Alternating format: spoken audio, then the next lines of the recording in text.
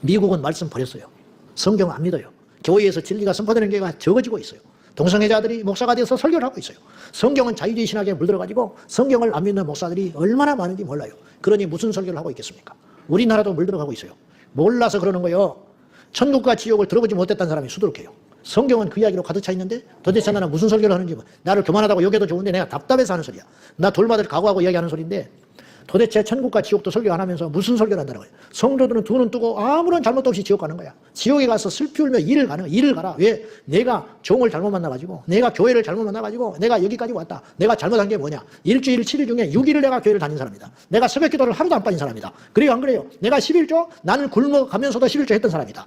내가 더 좋은 직장으로 있었는데 내가 주일 성수하느라고 그 직장을 못 가고 월급이 적은 데를 내가 간 사람이다. 그런 사람이 수두룩해요. 그런데 그 사람들은 진리를 듣지 못해가지고 지옥에 가는 거예요. 나를 교만하다 여기도 좋은데 이건 특별한 이야기도 아니고 어려운 이야기도 아니에요. 그래요 안 그래요? 믿음은 들음에서 나는 것입니다. 들어야 죄를 알죠. 그러니까 술을 먹고 돌아다니는 거예요. 왜? 그것이 죄인지를 몰라요. 담배를 피우고 다녀요. 그것이 죄인지를 몰라요. 바람을 피우고 다녀요. 그것이 죄인지를 몰라요. 돈을 횡령하고 다녀요. 그것이 죄인지를 몰라요. 말씀대로 안 살아요. 그런데 그냥 천국 가서 상한 받지 구원을 받았다는 거야. 그 자신감은 도대체 어디서 나오는 거예요 도대체? 응? 어떻게 똑같이 예수를 믿고 똑같은 성경을 가지고 말씀을 보는 사람이 차별금지법을 통과하는 소리를 할 수가 있냐 이 말이에요. 아무리 믿음이 없어도 그렇지. 그 잘나고 똑똑하고 신학을 했던 사람들이 어째서 똑같은 성경을 보면서 동성애를 죄라고 아니라고 할 수가 있냐 이 말이에요. 그럼 뭐가 문제냐? 안 깨우쳐준 자가 잘못이라는 거죠. 응? 가서 주일날 애써서 아침부터 남편 눈치 보고 밥 차려놓고 주일날 성수하기 위해서 그 먼 희생을 치르고 몸은 천근만근 쉬고 싶지만 주일 성수를 해야 한다는 일념으로 옷을 차려입고 나와가지고 또 교회만 왔다 가면 믿음입니까? 봉사는 다 해야지. 온갖 봉사 다 하고 파김치 내가지고 주일날 저녁에 들어가. 성경도 부지런히 읽어. 그러면 뭐해? 강단에서 진리를 제대로 가르쳐주지도 않으니까 말씀대로 믿지를 못해가지고 예수님이 재림한 것도 재림은 성경에는 써있는데 안 믿어. 강단에서 이야기를 해줘야 말씀이 심령에 꽂혀가지고 경각심이 일어나고 내가 이렇게 살면 안 되지. 내가 이대로 살다가는 지옥까지. 그런 생각 자체를 안 하고 교회만 왔다 갔다 종교인으로 살다가 어느 날 죽으면 지옥 가는 거예요. 무슨 수로 천국을 갑니까? 물어봅시다. 무슨 수로 천국을 가냐고. 회개도 안 하고 십자가도 믿지 않고 예수님의 부활도 믿지 않고 예수님 부활을 안 믿어요.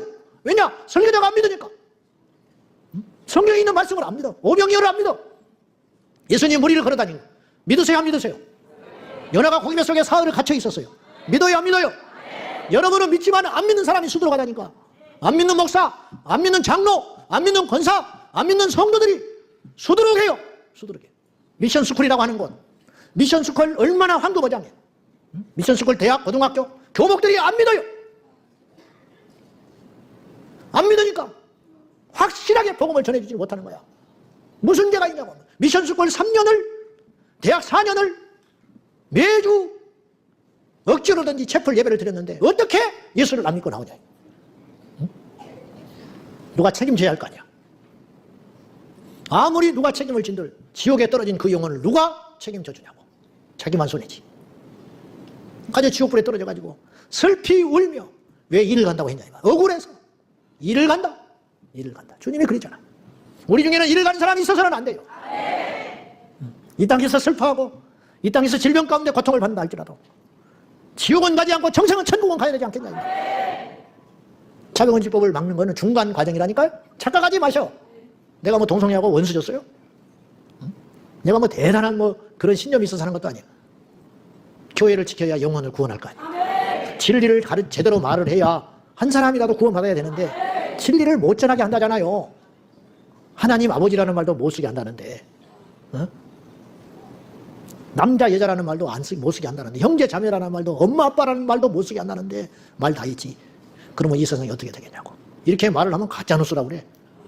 왜 그게 가짜뉴스야? 서구 사회가 지금 그렇게 가고 있는데 자기 자식이 여잔데 남자로 성전환 수술을 한다고 하는데 최소한 부모가 막아서고 부모가 간섭은 해야 할 거 아니에요. 근데 부모가 간섭하는 거를 아동학대라고 혐오주의자라고 6, 7살 먹은 애를 사람은 남자 여자로 존재한다고 가르쳤다고 그걸 학교에 가서 이야기를 했다가 이게 무슨 북한에서 일어나는 5호 담당제 같은 거예요 지금. 북한에 알아요? 5호 담당제가 뭔지 알아? 옆에서 고발해가지고 부모도 고발해서 죽이고 자식도 반동이라고 죽이는 거 아니에요? 부부 사이도 죽이는 거, 수령에만 충성하게 하는 거. 그게 미친 거 아니에요? 그런 일들이 자유진영에서 서구 사회에서 일어나고 있다는 거예요. 한번 아무리 여러분 달리 생각하려고 해도 이건 가짜 넣을 수 있을 수가 없다는 거. 법이 정해졌는데 캐나다, 미국, 캘리포니아 다 정해져가지고 12살 이하 이상은 12살 이상 먹으면 성별 정정을 부모한테 허락도 안 받고 받을 수 있다는데, 그래서 그것을 허락을 안 해주면 아동학대로 격리시켜가지고 그런 애들만 모아놓은 곳에 수용을 해버린다는데, 이게 제정신이야 이 말이에요. 이런 일들이 소설이 아니고 실제로 일어나고 있는 일이다 이 말이에요. 그러면 좋아요. 100번 양보해서 그런 세상이 된다 할지라도 복음을 전할 수 있고 예수 믿을 수 있는 세상이라면 그나마 조금 말도 안 되는 소리지만, 근데 궁극적으로 그러려고 한 일은 아니지만, 그렇게 할 일인지 아닌지는 모르지만, 그건 마귀의 속성이겠지만은, 속 사정은 모르지만은 결과적으로 복음에 방해를 하게 되는, 칼날이 복음으로 겨누어져 가고 있다는 거예요. 마귀를 대적하라. 그리하면 피하리라. 신천지 무서워서 신천지를 제대로 말을 못해? 말을 안 하면 신천지 판이 되는 거예요. 신천지는 이단이에요. 동성애는 죄예요. 그게 무서워서 말을 안 하면 세상이 동성애 천지가 되는 거예요. 회개해야 돼요. 예수 믿는 사람들이 제대로 믿어야 돼요. 제대로 안 믿으면 지옥 가. 이렇게 말을 해줘야 지옥 가는 사람이 줄어드는 거예요. 근데 그런 말을 안 해주잖아요. 뭐가 무서워서 말을 못해? 하면 돼요. 할렐루야. 마귀를 대적하라. 마귀는 대적만 하면 떠나가요. 안 덤비니까 마귀가 활개치고 돌아다니는 거예요. 마귀를 왜 겁을 내냐고. 하나님이 함께 하시는데, 아이들도 마귀를 이기는데 왜 못 이겨? 어른이 돼가지고. 이제 막 나온 사람도 성령 받고 귀신을 쫓아내는데 마귀를 대적하는데 왜 4대 5대 예수 믿는데 마귀를 못 이기냐고. 안 싸우니까 못 이기는 거지. 안 싸우니까. 길이 보인다니까요. 기도하고 나가면, 기도하고 행동하면 길이 보이고 방법이 보이고 빛이 보이기 시작한다 이 말이에요. 행동하는 진정한 기독군에게는 그래서 시험 들 일이 없는 거야. 바쁜 벌은 슬퍼할 겨를이 없다라는 말이 있어요. 진짜 성도는 불평이 없는 거예요. 진짜 선한 일꾼은 불평이 없어요. 성실한 일꾼은 말이 없는 거예요. 행동하는 기도에 용사는 불평이 없어요. 불평할 겨를이 어디가 있어? 그런 쓸데없는 소리하고 앉아있을 시간이 어디가 있냐고. 콩나라 판나라 할 시간이 어디가 있어? 광고에 글씨 틀렸다고 트집 잡을 일이 어디가 있어? 지금 세상이 뒤집어지는데. 그래요 안 그래요? 어떻게 할까? 결론. 행동하는 믿음, 행동하는 기도에 대한 확고한 믿음을 가져야 돼. 무슨 말이냐? 기도했으면 외쳐야 한다. 기도했으면 찾아 나서자. 찾았으면 두드리자. 이게 잘못된 신앙이 절대 아니라는 거예요. 이게 힘있는 신앙, 성경적인 신앙. 기도했으면 움직여라. 구했으면 찾아 나서라. 직장을 달라고 구했으면 쫓아다녀야 할 거 아니야. 나를 써달라고. 그래요 안 그래요? 그래야 길이 열리지. 아멘.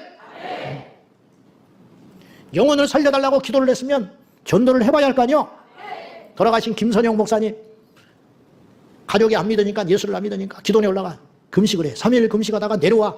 또 전도해. 그래도 안 믿어. 근데 조금 느슨해졌어. 말랑말랑해졌어. 그러면 또 올라가. 바로 또 3일 금식하고 내려와. 또 찔러봐. 그러면 더 부드러워졌어. 그러면 또 올라가. 또 금식하고 내려와. 그러면 팍 깨져 있어.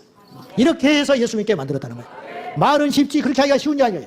몇 명이나 그렇게 하겠냐 이 말이에요. 이게 기도의 역사라는 거예요. 기도의 역사.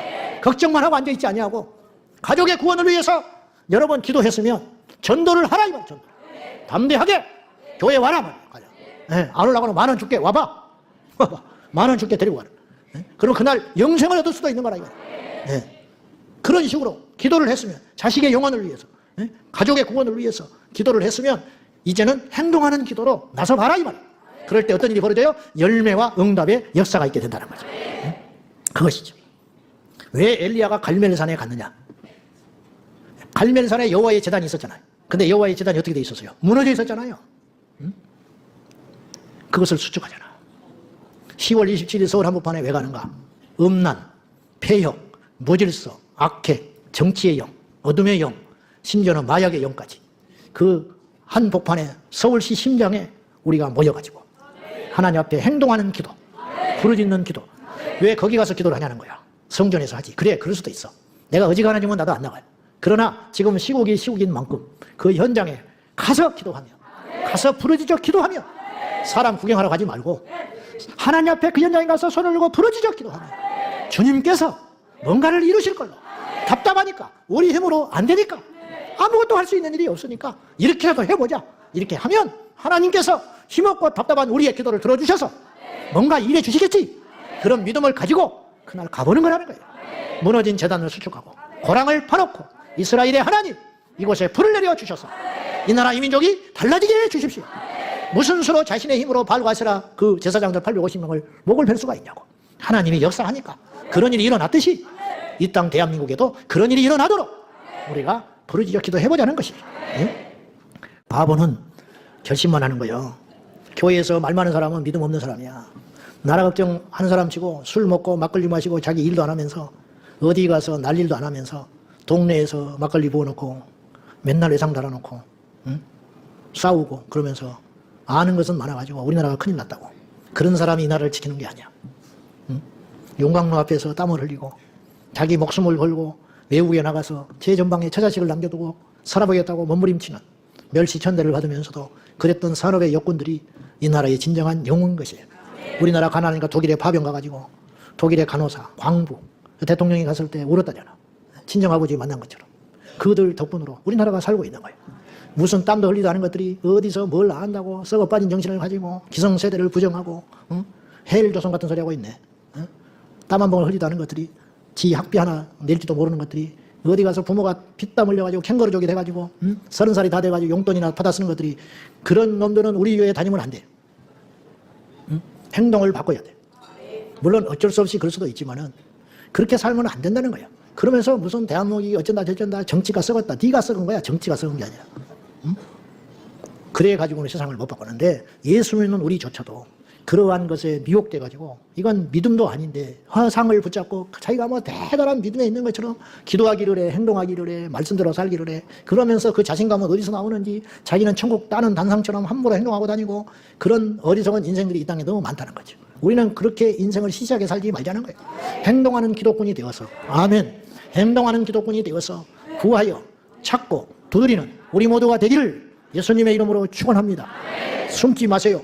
입으로만 기도하지 말고 온몸으로 기도하자. 행동으로 기도하지 마요. 그래야 마귀가 물러가고 세상이 바뀌고 하나님이 일하십니다. 할렐루야. 네, 여러분 반갑습니다. 물맷돌 문화연구소 이피디입니다. 오늘은 현재 기독교에서 가장 이슈가 되고 있는 포괄적 차별금지법에 대해 이야기해보겠습니다. 차별금지법이 동성애 차별 문제로 부각되어 기독교만의 이슈처럼 비춰지고 있지만 사실 이것은 기독교뿐만 아니라 전 국민의 표현의 자유를 억압하는 악법이라는 것을 알기 쉽게 요약하여 설명드리겠습니다. 차별을 받고 있는 사람들이 있다면 우리 사회가 보호해줘야 되는 것이 맞습니다. 그래서 우리나라는 차별받는 사람들을 보호하기 위해 개별적 차별금지법이 이미 시행되고 있습니다. 이 법에는 남녀 고용 평등, 임산부, 장애인, 교육기본법, 외국인 근로자 고용 등 차별받는 분들을 위해 많은 법안들이 이미 시행되고 있는 것입니다. 포괄적 차별금지법이 정말 소수 약자들을 위한 법이라면 현재 잘 시행 중인 개별적 차별금지법을 재개정하면 됩니다. 그런데 왜 포괄적 차별금지법을 새로 만들려고 하는 것인지, 또한 이것이 시행되면 어떤 일이 벌어질지 알아보겠습니다. 방금 말씀드린 개별적 차별금지법이 시행되고 있고 그동안 이것은 건전한 비판의 대상이다, 차별이 아니다 라고 여겨져 오면서 개별적 차별금지법에 포함되어 있지 않던 세 가지 부분이 있습니다. 이 세 가지 내용들을 포괄적 차별금지법에 넣어서 새로운 법을 만들려고 현재 하는 것입니다. 그러면 포괄적 차별금지법에 새롭게 추가되는 이 세 가지를 정리해서 알아보겠습니다. 그중 첫 번째는 성적 지향입니다. 성적 지향은 말 그대로 동성애를 비판하지 못하겠다고 하는 것입니다.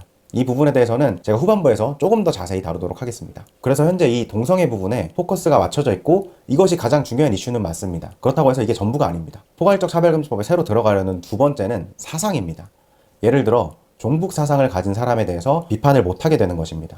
만약 누군가가 나는 김일성을 믿는 주체사상 신봉자라고 하면서 공무원이 되고 싶다고 했을 때 이 사람을 주체사상 신봉자라는 이유로 고용하지 않거나 비판하지 못하게 된다는 겁니다. 이렇게 되면 자유대한민국에서 기존에 없었던 말도 안 되는 일이 발생하게 되는 겁니다. 그리고 새로 들어가려는 세 번째는 종교입니다. 종교. 이것도 예를 들면 사이비 이단 종교로 유명한 신천지의 이만희 교주에 대한 비판도 문제가 될 수 있게 됩니다. 이 세 가지는 그동안 차별이 아니다, 건전한 비판의 대상으로 인식되어 왔습니다. 그런데 이제 이러한 이슈들을 포괄적 차별금지법이라는 이름으로 듣기 좋게 포장하여서 내놓으려고 하는 것입니다. 지금까지 간략한 내용만으로도 충분히 이해할 수 있을 만큼 이것은 정말 심각한 악법입니다. 각자의 건강한 양심과 표현의 자유를 심각하게 제약하는 법이며 이런 법이 만들어지면 가장 심각한 타격을 받는 곳이 교회가 될 것입니다.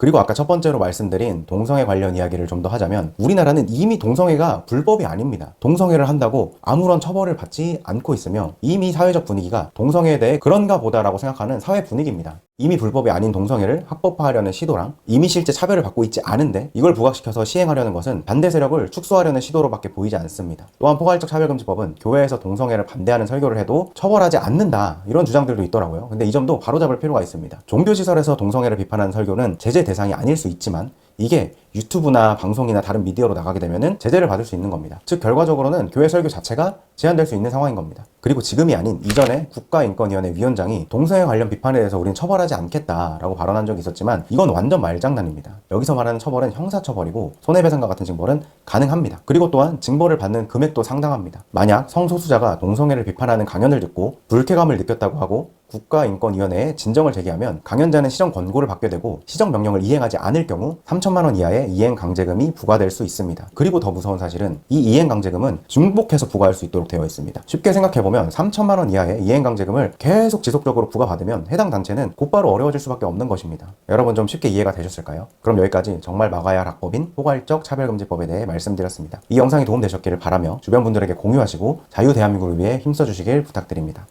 전 세계에 유례를 찾아볼 수 없었던 동쪽 끝 작은 나라의 기적과 같은 부흥. 100년 전 세계는 한국을 제2의 예루살렘이라며 세계 선교의 책임을 맡은 국가라 말할 만큼 대한민국은 하나님을 사랑하는, 하나님이 사랑하는 나라였습니다. 하나님의 은혜로 이 나라가 건국됐고 참혹한 전쟁의 시련을 이겨냈으며 한강의 기적을 이뤄내 한반도 역사상 이제껏 누리지 못했던 자유와 번영 속에서 이제는 세계 10대 경제대국, 문화대국의 위치에 올라 아시아의 맹주를 넘어 전 세계를 선도하는 나라가 되었습니다. 그리고 그 중심에는 한국교회와 우리 성도들의 눈물과 기도가 있었습니다. 그러나 바로 이런 이유 때문에 악한 세력은 한시도 우리를 가만 놔두지 않았습니다.